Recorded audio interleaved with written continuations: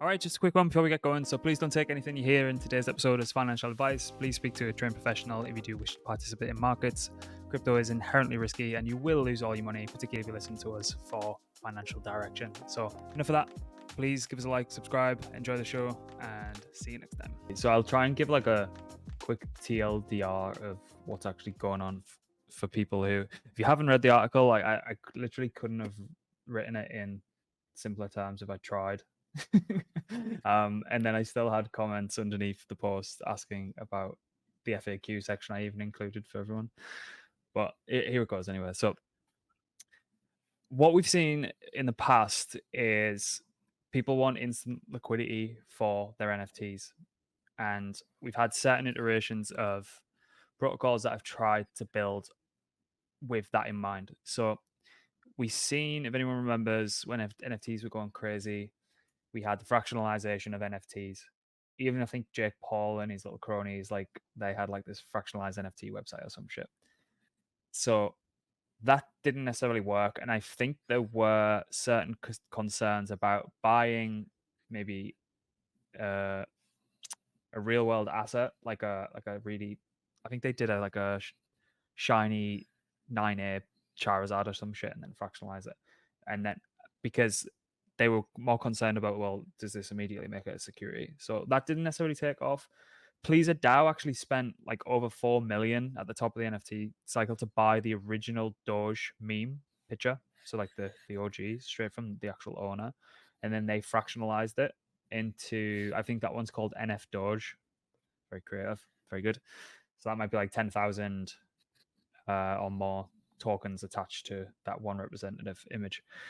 But fractionalization never really took off, really. Yeah, ticker dog, Will, that's right. And then we seen, if anyone remembers, like, actually, if you're watching this now and you were still around when this happened, kudos, because this was like in the depths of the bear market. So we've seen a lot of really interesting builders with building in the NFT fi space, so the financialization of NFTs. And pseudo swap was a big one where you could effectively pair NFT collection, so with a specific amount of ETH, and then you're effectively creating individual liquidity pools for your NFTs and ETH. And it did great out the gates, and people made like serious bank, but then I think it was just a little bit too highbrow for everyone. There were protocols built on top of and around it that were interesting.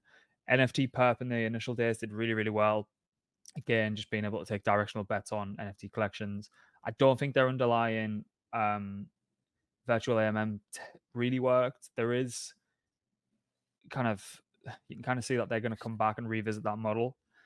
But a lot of people really, really liked it. There's Juicy Perp as well. If anyone's paying attention, they're going to be venturing in the space. So there is, like, everyone wants to short like the most hated NFT collection on the planet, right? And everyone wants the long stuff without being maybe able to go and purchase a pudgy for 17 ETH or 18 ETH or whatever the fuck they are.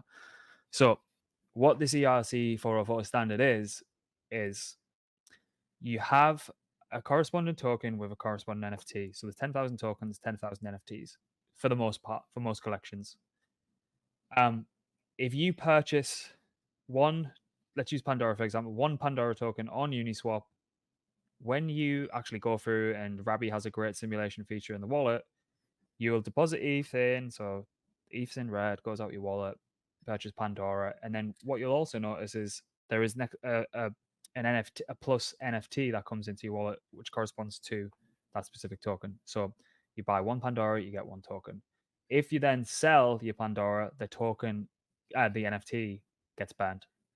So a few questions immediately around that. What happens if I buy 0.9 Pandora? Well, you don't get the NFT. What happens if you buy 1.1 Pandora? You get one NFT, right? So you can't buy less and get one. So it's, and what happens if you buy 0.9 Pandora and then you do a next transaction and get buy 0.1 to make it up to 1 Pandora? Then you get the NFT. Same works like in reverse. So a few more interesting dynamics. If you send one of your Pandora tokens to another wallet, it actually burns that specific NFT attached to it and mints you a new one. So be very careful when you're moving these things around, particularly if you're moving tokens, because as Jerry mentioned previously, there are, let me just bring it up, these boxes are do have rarities to them, which I've highlighted in the article. So if you, let's say the red box is approximately the rarest, and you go and send a token that is attached to the red box, you could effectively burn that NFT and then be greeted with a very common box, maybe like a blue or a green on the other end. Now, try and keep up, because if you actually transfer the NFT to a separate wallet, nothing happens. You get the token and you get the... So if you are going to move stuff around, make sure you're moving the NFT and not the token. So what's really interesting about that is you're seeing people trade in and out, trying to trade in and out of the liquidity pool to try and swap their common or like floor price NFTs for the rare ones. But you can actually do the same thing by transferring the token from one wallet to another and back, and just trying to kind of, it's basically like you get your raffle ticket out, you don't like it, you transfer the token, you put the raffle ticket back in, and you try and get the next one out. But that's why, yeah, wash trading the tokens and trying to get a rare one. So that's why you're seeing a shit ton of volume come through and a shit ton of liquidity being put there as well, because like liquidity and volume begets liquidity. So that's in a nutshell what's happening. And as I say, I think it's been live since the 2nd. People didn't pay attention, and then it's just been on a rip-roaring thing. But anything on there I might have missed, or anything you want to comment on, or if there's anything in the chat? Just buying an NFT. Yep, but you could go to OpenSea now. The question was, does buying an NFT give you tokens? Yeah, if I purchase one of these NFTs, I'm going to get one token along with it. So there is an arbitrage player there. If you do have a rare NFT that you've got from purchasing a token from the LP, and the red ones, say for example, are listing for higher on OpenSea, you could effectively sell that NFT, and then you'd obviously return more ETH and then go purchase more Pandora. So that's kind of what's happening, and that's why you're seeing a shitload of volume go through it. That makes sense?